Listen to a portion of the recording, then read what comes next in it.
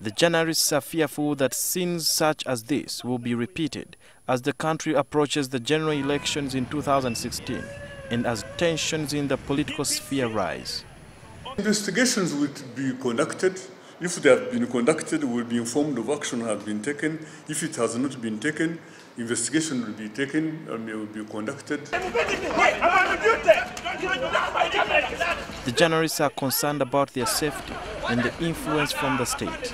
My biggest worry is seeing journalists who fear to tell the stories as they are because there is a force behind them that is forcing them to toe a different line. Certainly the rule of law will ensure that the rule of law is prevailing, that no one is above the law. Not a journalist, not anyone in a police. According to the Human Rights Network for Journalists Uganda, police are not doing enough to investigate and bring the perpetrators to book. For 3 years, no case has been logically investigated, concluded and made findings public.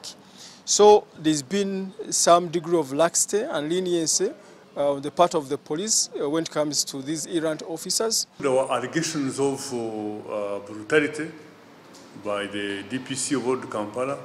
That one I will cross-check it with the IGP and find out the progress of the action taken. Meeting earlier with the journalists at Kololo airstrip, where no cameras were allowed, Aronda vowed that he would create an environment that will promote dialogue between the media people, police, immigrations, prisons, and the Ministry of Information. PROs to find out whether they are communicating enough to the journalists. There are reports that some journalists always provoke the police while they are on duty and also disobey their lawful orders. Such journalists have no space in an environment we're dreaming of. For now, the stage is set to see whether the journalists and the security operatives will heed to the minister's message. Sudil Biarhanga, NTV Weekend Edition.